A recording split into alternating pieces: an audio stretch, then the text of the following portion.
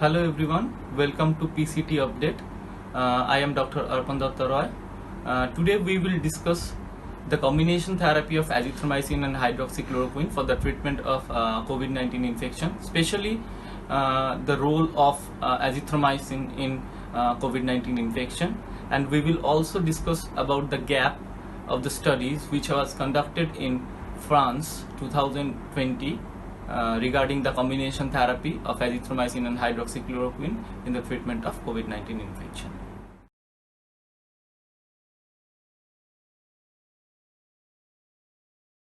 Azithromycin is used to treat a wide variety of bacterial infection. Based on pharmacological class, it comes under macrolides antibiotic. It works by stopping the growth of bacteria. Azithromycin was discovered in 1980s by Croatian company Pliva and approved for medical use in 1988. It is widely used to treat chest, sinus, throat, skin infection as well as sexual transmitted disease. In European Respiratory Journal, it was explained that rhinoviral infection is a major cause of chronic obstructive pulmonary disease COPD exacerbation and may contribute to the development into severe stage of COPD. The macrolide antibiotic azithromycin may exert antiviral action and has been reported to reduce the exacerbation of COPD. Study also shows that azithromycin significantly reduced the rhinoviral replication and its release. Though rhinovirus induce interleukin 6 and interleukin 8 protein and mRNA expression were not significantly reduced by azithromycin pretreatment. Azithromycin with combination of hydroxychloroquine is a preferable combination for the treatment of COVID-19 infection in current situation.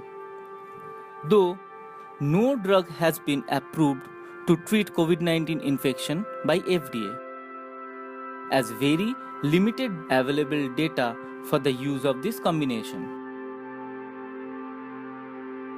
Azithromycin is approved by FDA for the treatment of infections and hydroxychloroquine is approved by FDA for the treatment of malaria and autoimmune diseases like rheumatoid arthritis and SLE.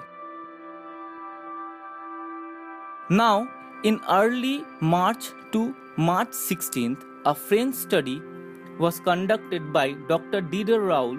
It is an open-label, non-randomized trial where 26 investigational group patients and 16 patients were in control group was included, who all were COVID-19 positive. Investigational group patients received 600 mg of hydroxychloroquine daily with or without azithromycin. Then their viral load in nasopharyngeal swab was tested with PCR daily in hospital setting. PCR basically looks for the viral RNA in specimen. The presence and absence of virus at the day 6 post-inclusion was considered to be the endpoint of the analysis. The study included 6 asymptomatic patients, 22 had respiratory tract infection and 8 had lower respiratory tract infection symptoms. 20 cases were treated in this study shows a significant reduction of the viral carriages at day 6 inclusion compared to the control group.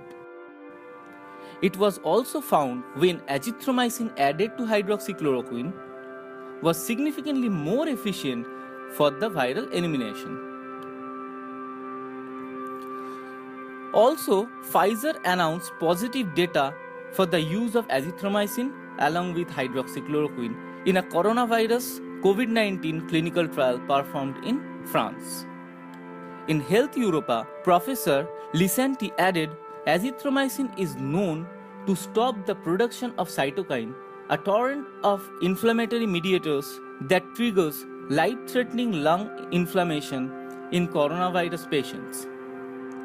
azithromycin has also been shown to block the production of other viruses such as Zika and Ebola virus. Now we should know about some gaps of French study conducted in March 2020. First of all, sample size is too small. Study was conducted in a very small population and group was not comparable like age and sex, etc. Second, both drugs are having property of QT prolongation, so data of combination drug safety and drug interactions was not clearly defined in this study. Third, it was also found two different study reports in online. One is in pre-publication server and other is in institutional website. When we compared both tables, it was found two tables shows deviation with each other in every day's report, including day 6.